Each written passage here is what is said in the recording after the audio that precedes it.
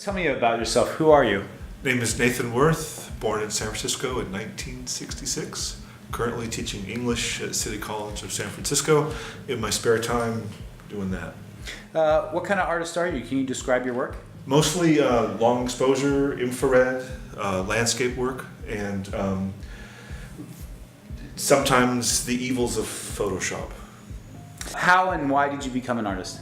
The reason why I became a photographer in particular is because I can't paint, and also I studied poetry and I can't write poems. So I decided that this would be the best way to express both of those things in a slightly different way, but probably in the end in the exact same kind of way. What is the hardest part about being an artist? I think the most difficult part is that I think everybody who creates something, there's someone that's going to like it. It's a matter of finding the people who are going to like what you're working on. Sometimes the audience is the most difficult thing to discover. Can you tell me about the piece that you have in the show? So the idea here was it's borrowed portraits, and this is just one photo amongst them.